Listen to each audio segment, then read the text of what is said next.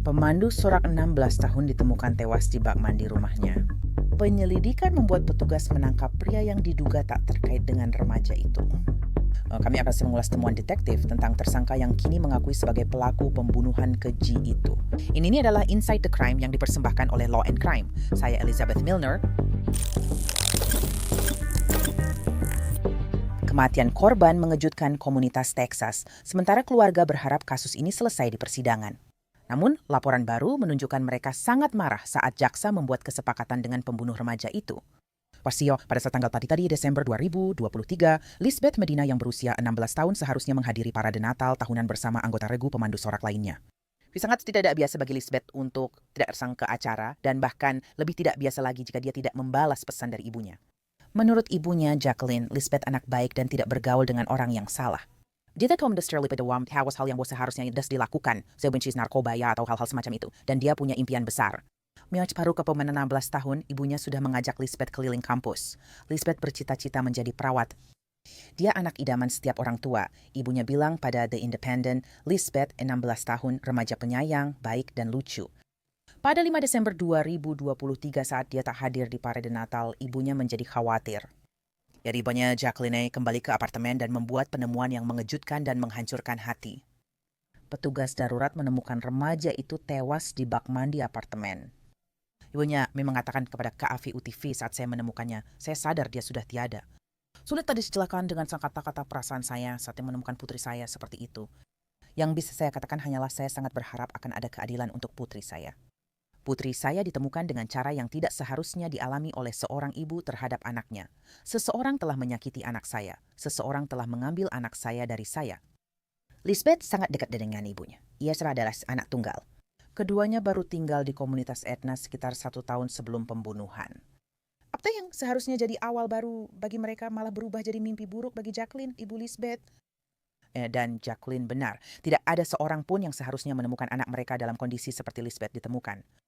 Gadis 16 tahun ditikam hingga tewas di rumahnya dan dibiarkan sekarat di bak mandi.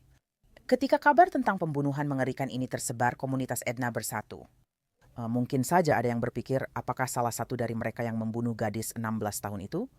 Beberapa hari kemudian polisi Edna merilis gambar pengawasan pria yang diduga terkait kematian Lisbeth. Gambar-gambar ini dirilis pada tanggal 8 Desember tahun itu, 3 hari setelah pembunuhannya. Pernyataan itu menyebutkan Departemen Kepolisian Edna mencari informasi terkait penyelidikan Lisbeth Medina. Penyelidikan awal menemukan 1 orang dan kendaraan yang dicurigai. Pria di bawah ini kemungkinan bertato di belakang telinga kanan dan memakai sweatshirt berkerudung hitam merek Vulcan. Dia terlihat mengendarai Ford Taurus berwarna perak dengan tahun model antara 2010 hingga 2018. Kami memastikan bahwa foto-foto tersebut karena memiliki kualitas terbaik dan sedang berupaya mendapatkan informasi tambahan untuk mengidentifikasi orang yang menjadi perhatian. Polisi meminta siapa saja yang punya informasi untuk menghubungi mereka dan menawarkan hadiah uang tunai bagi informasi yang mengarah ke penangkapan. 2 hari setelah polisi merilis foto, kasus ini mengalami perkembangan besar. Texas Rangers menangkap seorang pria yang mereka yakini bertanggung jawab atas kematian Lisbeth. Pria 23 tahun Rafael Romero ditangkap sekitar 1 jam barat Laut Edna. Polisi menyita barang bukti dari Silver Taurus, mobil yang dikendarai orang yang jadi perhatian. Petugas menyelidiki apakah Lisbeth dan Rafael saling mengenal atau apa kemungkinan motif yang membuatnya diduga menikam seorang remaja hingga tewas. Kepala Polisi Edna, Rick Boone, mengatakan dalam sebuah pernyataan pers bahwa meskipun Romero telah ditangkap, kami menyadari keluarga dan teman-teman Lisbeth sedang berduka dan masih membutuhkan dukungan dari masyarakat. Pada 5 Januari 2024, Rafael didakwa Dewan Juri atas pembunuhan berencana. Motif di balik pembunuhan mengejutkan itu masih misteri. Ibu Lisbeth mengatakan keluarganya tidak mengenal Rafael, bahkan setelah penangkapan pihak berwenang tidak mengungkap motifnya. Ibu Lisbeth mengatakan pada media lokal bahwa sebelum putrinya dibunuh, ada apartemen lain di kompleks mereka yang pernah dibobol.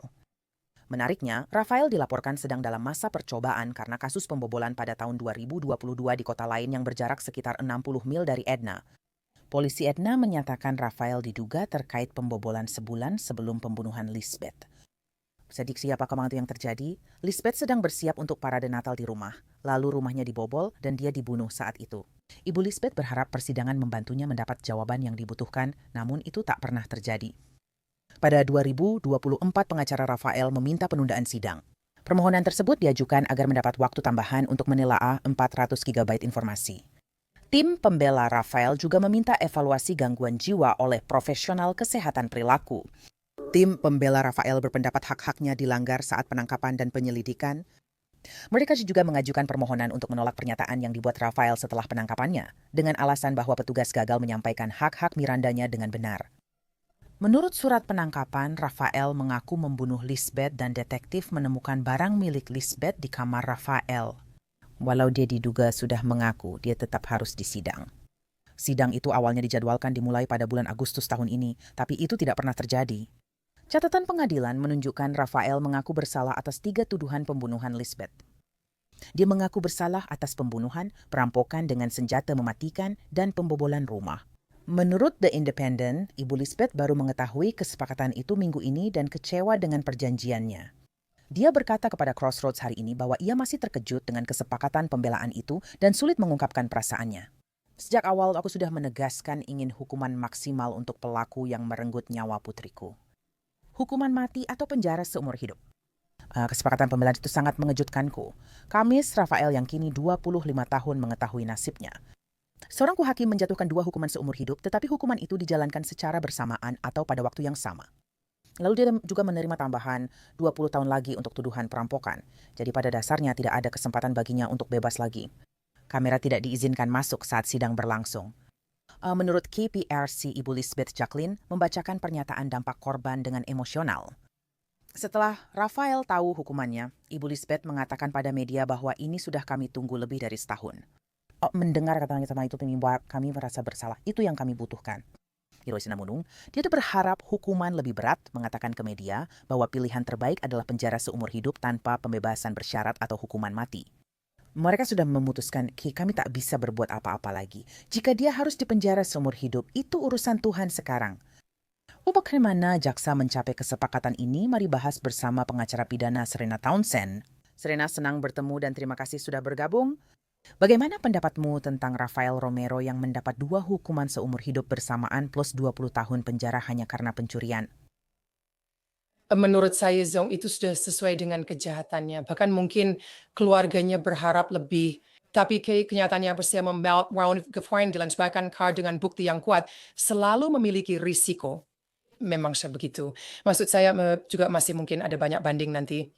Ini semacam memberikan penutupan meskipun keluarga belum tentu merasakannya seperti itu saat ini. Ibu Vanessa ada kesepitan atau pengakuan bersalah, dia akan menerima. Dia akan maksudnya tahu. Pada dasarnya mengakui apa yang telah dia lakukan secara resmi. Akhirnya semua ini selesai. Rasanya lega. Ya, dan aku berharap bahwa perkara ini selesai sekian lama bisa memberikan perasaan itu kepada keluarganya. Aku juga benar-benar berharap begitu.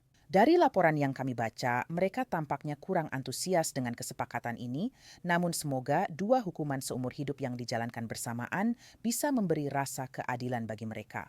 Tapi ketika kamu punya kasus seperti ini di mana ada begitu banyak pertanyaan yang belum terjawab, bahkan sampai ke motifnya, dan sepertinya, seperti yang sudah aku sebutkan, laporan-laporan menunjukkan bahwa keluarga memang menginginkan persidangan, mereka ingin pertanyaan-pertanyaan itu terjawab. Aku penasaran kenapa jaksa membuat kesepakatan, apalagi jika itu bertentangan dengan keinginan keluarga. Apakah karena jaksa, kamu tahu mungkin agak ragu untuk mengambil risiko itu? Ya, ada begitu banyak alasan untuk memberikan kesepakatan pembelaan daripada membawa kasus ke pengadilan, termasuk risiko menjalani persidangan dan efisiensi peradilan. Tapi intinya adalah sebuah keluarga mungkin bahkan tidak mendapatkan jawaban itu di persidangan. Begitu sebuah menginginkan kokrawis dari sangat masonabel jika keluarga menginginkannya. Ya, tapi seorang terdakwa tidak dipaksa untuk naik ke mimbar. Mereka tidak dipaksa untuk bersaksi. Jadi dalam hal ini, jaksa penuntut harus menangani kasus ini kemungkinan tanpa bisa membuktikan motifnya. Ya, Miano sekarang mencoba untuk mendapatkan vonis bersalah. Anda tidak harus memberikan motif kepada juri. Anda tidak harus melakukannya. Anda hanya perlu membuktikan, Anda tahu bahwa itu memang dilakukan dan dilakukan dengan cara tertentu oleh orang ini. Tapi terkadang pertanyaan-pertanyaan itu tetap tidak terjawab. Bahkan ketika kita berpikir persidangan mungkin bisa memberikan pencerahan atas pertanyaan-pertanyaan tersebut. Saya penasaran dengan motif kasus ini karena saya ingat melaporkannya saat pertama kali terjadi pada Desember 2023. Ya, dan saya selalu bertanya-tanya, sepertinya memang tidak ada hubungan antara keduanya, tidak ada relasi, tidak ada pertemanan pribadi, tidak ada hal seperti itu. Itu benar-benar terlihat seperti kejahatan acak saja. Dan saya penasaran, Serena, apa pendapatmu tentang kejahatan ini secara keseluruhan? Seorang gadis 16 tahun ditikam hingga tewas di apartemennya, dan ada pria yang dituduh serta akhirnya mengaku bersalah melakukan itu. Kamu tahu, ini adalah seseorang yang sebenarnya tidak punya hubungan apapun dengan dia atau keluarganya atau hal-hal seperti itu. Ini salah satu kejahatan yang paling menakutkan yang bisa dialami atau disaksikan siapapun. Kamu tahu, selama bertahun-tahun aku menjadi jaksa dan pengacara pembela pidana, seringkali selalu ada alasannya. Motif dan hubungan selalu ada. Dan kamu bisa tahu, miskin keadaan bahwa itu mengurangi pengalaman korban, tapi setidaknya ya seseorang bisa membayangkan, kamu tahu mengapa sesuatu bisa saja terjadi atau tidak terjadi dengan cara tertentu.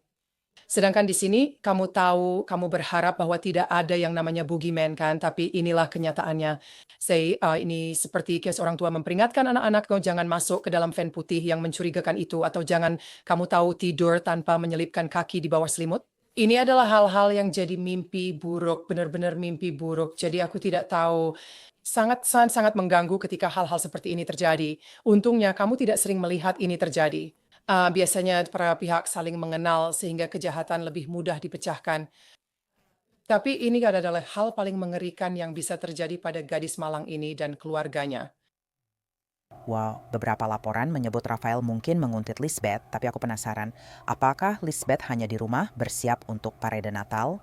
Ibunya sudah pergi, dia sedang bekerja dan akan bertemu Lisbeth di parade, lalu rumahnya dibobol, dan itu hanyalah kejahatan karena ada kesempatan. Apa pendapatmu? Dan apakah kamu pikir mungkin karena jaksa tidak bisa benar-benar menghubungkan A, B, dan C, mungkin itu alasan mereka tidak ingin membawa kasus ini ke hadapan juri untuk diadili? Ya, Bart, kamu tahu sekali lagi para juri benar-benar ingin tahu alasannya. Sebenarnya jaksa tidak selalu harusnya membuktikan alasannya, tapi mereka tetap ingin tahu. Dan terkadang seorang jaksa merasa kasus mereka tidak sekuat itu jika mereka tidak bisa memberikan jawaban itu kepada juri karena para juri menginginkannya.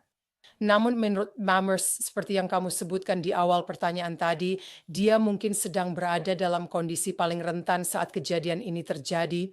Maksud saya, dia seharusnya merasa aman di rumah sendiri saat bersiap untuk acara polos seperti pesta Natal. Dia seorang pemandu sorak. Kamu tahu, dia hanya sedang bersiap-siap. Dan itu benar-benar pelanggaran yang tak bisa dipercaya bahwa dia melakukan apa yang dia lakukan. Dan ia cuma diketahui karena dia laki tanpa mengetahui alasannya dan tanpa mengetahui keterkaitannya, sulit untuk tahu bagaimana mencegah hal-hal seperti itu terjadi pada dirimu sendiri dan anak-anakmu di masa depan. Hanya Tuhan yang tahu udah berapa lama dia menguntitnya dan bagaimana cara dia menguntitnya. Dan mungkin dia bahkan tidak menyadarinya. Iya, dan itu juga menakutkan dipikirkan, apalagi Lisbeth dan ibunya masih baru di komunitas itu. Mereka baru tinggal di Edna, Texas, sekitar setahun, sebelumnya dari Nebraska. Jadi ini rasanya yang pertama kamu tahu, apa yang seharusnya menjadi awal yang baru justru berubah menjadi mimpi buruk bagi seluruh keluarga itu. Sebagai pengacara pembela pidana, apakah kamu terkejut pihak pembela mengajukan banyak permohonan seperti penundaan sidang, evaluasi gangguan jiwa, atau pelanggaran hak konstitusional meski akhirnya tetap mengambil perjanjian pembelaan? Saya tidak terkejut. Pertanyaannya bagus. Saya terkejut karena Psiu Timang harus membela klienmu sepenuh hati, terlepas dari bukti atau perasaanmu terhadap klienmu. Permohonan seperti itu cukup standar dan pengacara pembela pada dasarnya harus memberikan pernyataan. Maksudku, meskipun tidak ada motif, sepertinya memang ada kasus yang cukup kuat terhadapnya dan memiliki kejahatan yang sebenarnya begitu brutal sehingga menurut pendapatku juri akan sangat ingin menghukumnya dalam kasus seperti ini. Yang justru harus dijelaskan kepada oleh seorang pengacara pembela adalah benar-benar mencoba menghindari masalah dan mencari cara bagaimana aku bisa membuat klienku terbebas sepenuhnya dari kasus ini atau setidaknya mendapatkan hukuman yang lebih ringan daripada yang mungkin akan dia hadapi. Penampilan dengan konsuana jiwa yang matalis itu salah secara kamu tahu yang bisa dicoba untuk melawan sesuatu ketika semua hal ini sudah sangat jelas dan gamblang. Kamu tahu, banyak tragedi dan siapa pelakunya sudah mudah terpecahkan. Jadi mereka harus meneguhkan semua. Pelanggaran konstitusi adalah paris lainnya untuk semi mencoba memakar dan kasus ini. Tentu saja setiap penundaan sangat membantu karena umumnya yang menguntungkan pihak pembela. Orang-orang lupa sering waktu, mereka jadi kurang termotivasi. Ketegangan yang kamu tahu, yang meningkat di masyarakat untuk kamu tahu, hukuman kadang-kadang bisa mereda. Meskipun dalam kasus ini sepertinya semua orang memang ingin hal yang benar terjadi sampai kasus ini selesai. Dan saya benar-benar mengapresiasi komunitas ini karena telah bersatu dan mendukung keluarga Medina, terutama saat mereka harus melalui sesuatu yang begitu tragis, menghancurkan, dan mengerikan seperti ini. Saya tahu ada banyak laporan soal status imigrasi Rafael. Dia tidak berdokumen setelah visanya di Amerika Serikat kedaluarsa. Menurut Anda, apakah itu mengubah kasusnya yang tak dibawa ke persidangan? Saya rasa setidaknya ini topik yang sangat sensitif seperti kita tahu akhir-akhir ini. Orang-orang punya pendapat sangat kuat baik pro maupun kontra soal status imigrasi. So, saya ingin mengatakan, saat kamu mengakui bersalah dan tidak tinggal secara legal di negara ini, hal itu memengaruhi kemampuanmu untuk tetap tinggal secara hukum. Jadi, banyak hal yang harus dilakukan agar para pengacara pembela bisa menjelaskan kepadanya tentang hak-haknya dan apa yang mungkin terjadi setelah menerima pengakuan bersalah seperti itu, atau bahkan setelah dinyatakan bersalah di persidangan, tentu saja harus melibatkan hukum imigrasi. Dan mereka harus berkonsultasi dengan pengarah imigrasi atau menelitinya sendiri karena kasus seperti ini yang jelas merupakan kejahatan yang berkaitan dengan moralitas yang memang menjadi tanda bahaya besar dalam kasus imigrasi, pasti akan berdampak pada statusnya di Amerika. Dan Serena, pertanyaan terakhir saya untukmu adalah, meskipun dia menjalani 2 hukuman seumur hidup secara bersamaan ditambah 20 tahun, menurutmu apakah ada kemungkinan sesuatu bisa terjadi di kemudian hari? Atau apakah dia benar-benar melepaskan semua haknya karena dia menerima kesepakatan pengakuan bersalah ini sehingga tidak bisa mengajukan banding atas kasusnya? Benar. Sebenarnya ada sebarang kesampingan hak banding yang harus kamu tanda tangani ketika menerima kesepakatan pengakuan bersalah dalam sebuah kasus, tapi itu tidak pernah mencakup semuanya. Selalu ada cara untuk mengajukan banding tiada sebarang vonis dan pakin mengajukan banding sebelum mencoba menarik kembali pengakuan bersalahmu. So, meskipun White Stop punya seru peluang yang lebih kecil dibandingkan Scott karena dia kalah dalam persidangan, ada beberapa hal di mana dia bisa mengklaim bahwa dia misalnya mungkin berada di bawah tekanan, atau seperti yang kamu sebutkan sebelumnya, dia selalu berargumen tentang kapasitas mentalnya.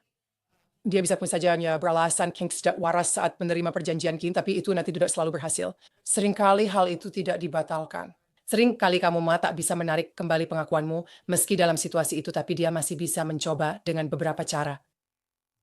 Dan ini juga menarik, karena aku tahu Ibu Lisbeth sangat berharap dia akan mendapat hukuman yang lebih berat, bahwa akan ada kata-kata tanpa kemungkinan pembebasan bersyarat yang melekat pada hukuman itu, agar mereka juga bisa merasa sedikit lebih tenang. Terima kasih banyak Serena Townsend atas waktu dan wawasanmu tentang kasus ini. Aku sangat menghargainya. Terima kasih banyak sudah mengundangku. Lokasi Rafael Romero menjalani hukuman masih belum jelas. Di kantor jaksa wilayah menyatakan dia juga memiliki tuduhan lain dari daerah berbeda dan masih menunggu persidangan. Terima kasih banyak telah bergabung bersama kami di Law and Crime. Saya Elizabeth Milner.